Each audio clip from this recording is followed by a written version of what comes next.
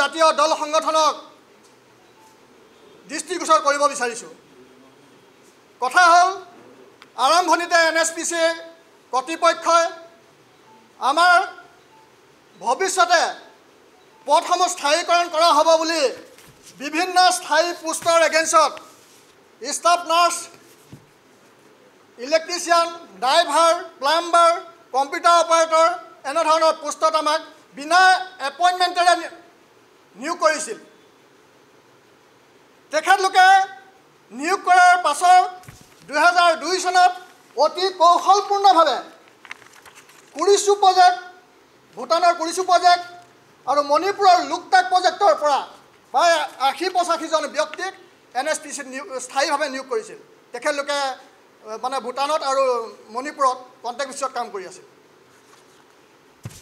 ইয়াৰ প্ৰতিবাদত আমি 2006 চনত এক আন্দোলনৰ কাৰ্যসূচী হাতত লৈছিলোঁ। তাৰ ফলস্বৰূপে NSPC কৰ্তৃপক্ষ আৰু আমাৰ মাজত লখিমপুৰ জিলাৰ শ্ৰম বিষয়াৰ কাৰ্যালয়ত এখন দ্বিপাক্ষিক চুক্তি স্বাক্ষৰ হৈছিল আৰু সেই চুক্তিত NSPC কৰ্তৃপক্ষই আমাৰ স্থায়ীকৰণৰ বিষয়টো বেলেগ এটা প্লেটফৰ্মত আলোচনা কৰি সমস্যাটো সমাধান কৰাৰ প্ৰতিশ্ৰুতি দিছিল। কিন্তু পৰৱৰ্তী সময়ত NSPC কৰ্তৃপক্ষই কোনো ধৰণৰ ব্যৱস্থা গ্ৰহণ নকৰাত আমি হাৰিয়ানাস্থিত মুখ্য কাৰ্যালয়ত গৈ CMDক লগ ধৰিছিলোঁ আৰু তেখেতক আমি মেম'ৰেণ্ডাম ছাবমিট কৰিছিলোঁ। তেখেতৰ লগত আলোচনা কৰিছিলোঁ আৰু তেখেতে অতি সোনকালে আমাৰ সমস্যাটো সমাধান কৰাৰ প্ৰতিশ্ৰুতি দিছিল।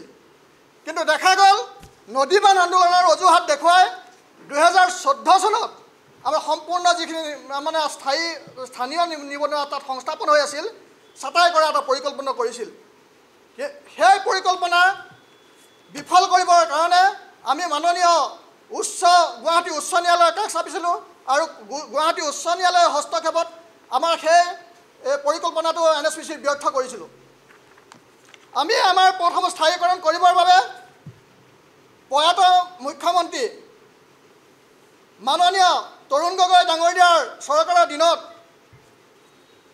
তেতিয়াৰ শক্তিমন্ত্ৰী প্ৰদ্যুৎ বৰদলৈ ডাঙৰীয়া বৰ্তমানৰ সাংসদ হৈ আছে, তেখেতক আমি মেম'ৰেণ্ডাম ছাবমিট কৰিছিলোঁ। তেখেতে যথেষ্ট কাম আগবঢ়াইছিল। আমাৰ তেতিয়া কেন্দ্ৰীয় মন্ত্ৰী আছিল সৰ্বানন্দ সোণোৱাল ডাঙৰীয়া, তেখেতকো আমি জনাইছিলোঁ। তেখেতেও চৰকাৰীভাৱে বহুতখিনি কাম আগবঢ়াইছিল। কিন্তু NSPC অতি কৌশলগতভাৱে নদী বান্ধৰ আন্দোলনৰ অজুহাত দেখুৱাই আমাৰ কামখিনি মানে বাধা দিয়াৰ চেষ্টা কৰিলে। আমাৰ সমস্যাখিনি স্থানীয় বিধায়কক জনাইছিলোঁ, তেখেতেও মানে CMDলৈ লিখিছিলে। তেতিয়াও আপোনাৰ 2019 চনত পঞ্চায়ত ৰুৰেল ডেভেলপমেণ্টৰ যিজন আমাৰ মন্ত্ৰী আছিল তেখেতক জনাইছিলোঁ, তেখেতেও লিখিছিলে। আমাৰ সাংসদ যিজন আছিলে লখিমপুৰৰ প্ৰধান বৰুৱা ডাঙৰীয়া, তেখেতে লিখিছিলে। কিন্তু কোনো মানে আমাৰ সমস্যাটো সমাধান কৰাৰ ব্যৱস্থা NSPCয়ে নকৰিলে। আমি অসম চৰকাৰক জনাইছিলোঁ।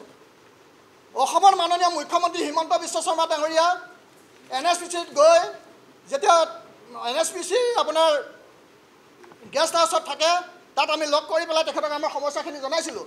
তেখেতে সমস্যাখিনি সমাধান কৰাৰ মৌখিক প্ৰতিশ্ৰুতি দিছিল যদিও আমি এখন লেটাৰ পঠাইছিলোঁ আৰু লেটাৰত ছেক্ৰেটাৰীৰ পৰা এটা আমাক ফোন কৰিছিলে আৰু তেখেতলোকে কৈছিল যে এইটো মেটাৰ আমাৰ মেটাৰ নহয়, এইটো মেটাৰ সম্পূৰ্ণ NSPC মেটাৰ, সম্পূৰ্ণ চেণ্ট্ৰেল গভৰ্ণমেণ্টৰ মেটাৰ, গতিকে এইটো NSPCৰ লগত লাগক। তেখেতলোকেও আমাৰ কোনো গুৰুত্ব নিদিলে।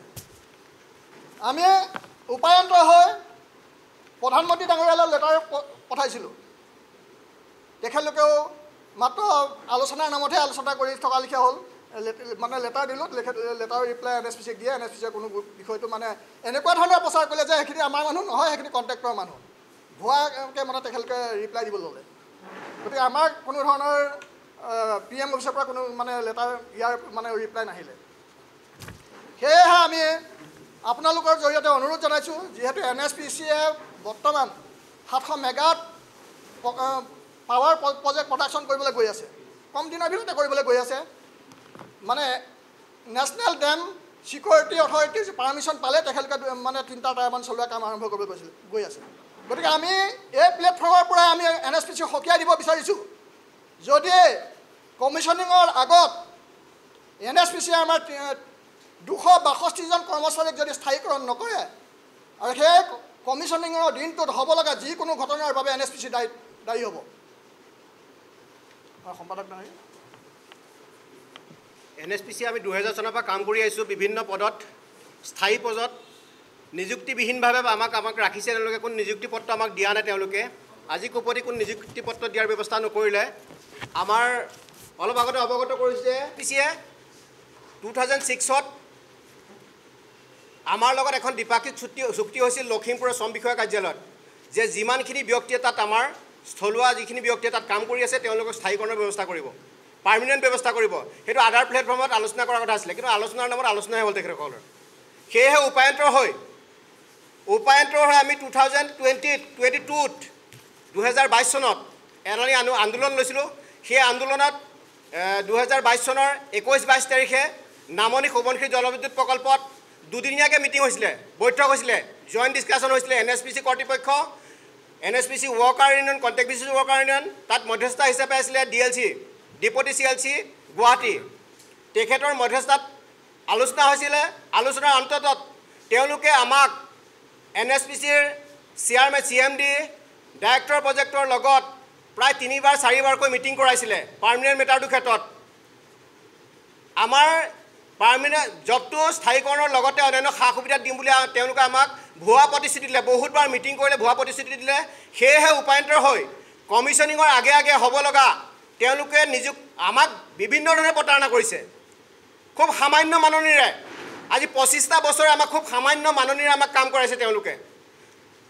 NSPCত কৰা প্ৰত্যেকটো কাম A to Z কাম আমাৰ ৱৰ্কাৰে কৰে।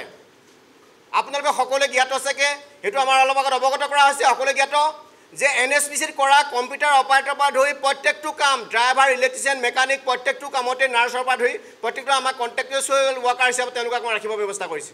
কিন্তু আটাইতকৈ দুখৰ কথা, বিনা এপইণ্টমেণ্টত 25 বছৰ দিনে আমাক এইদৰে খটাই ৰাখিছে। আমাক সামান্য মাননি দিছে। এজন স্থায়ী পদত এজন ব্যক্তিয়ে স্থায়ীভাৱে ইমান বছৰে কাম কৰাত কোনো তেওঁলোকে মিনিমাম ৱেজেছ দিব পৰা ক্ষমতাটো NSPCৰ ৰুলত নপৰে। সেইটো মিনিমাম এটা পে স্কেল NSPCৰ কিছুমান ৰুল এণ্ড ৰেগুলেশ্যন আছে, সেইখিনি তেওঁলোকে কৰিব লাগে। কিন্তু তেওঁলোকে সেইখিনি প্ৰতাৰণাৰ ব্যৱস্থা কৰিছে। ইয়াত অসম চৰকাৰৰ সহযোগিতা আছে, ভাৰত চৰকাৰৰ সহযোগিতা আমি নাজানো।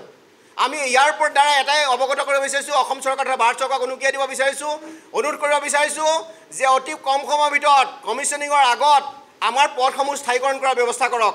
যিহেতু অসম চৰকাৰে লোৱা বৰ্তমান যিটো পদক্ষেপ লৈছে, এইটো মানে কি এনেধৰণৰ এটা পদক্ষেপ লৈছে, এডভান্টেজ আছামৰ যিটো ষ্টেপ লৈছে, খুব আমি NSPC ৱৰ্কাৰ তৰফৰ পৰা আমি ধন্যবাদ জনাইছোঁ তেখেতসকলক।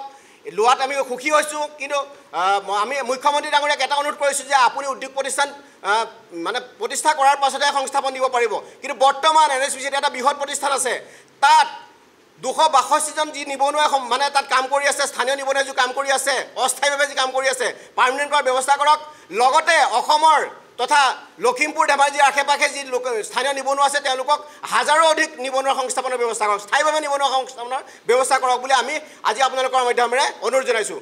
লগতে অসমৰ বুদ্ধিজীৱী, আমাৰ অসমৰ জনসাধাৰণ, দল সংগঠনৰ সকলোকে অনুৰোধ জনাইছোঁ যে আমাৰ বহিৰাগত কোম্পানীয়ে আহি পেলাই অসমৰ থলুৱা নিবনুৱাক যি শোষণ প্ৰতাৰণাৰ মানে বলি হ'ব লগাত পৰিছে, তাৰ ওপৰত যে সকলোৱে যাতে নজৰ দিয়ে।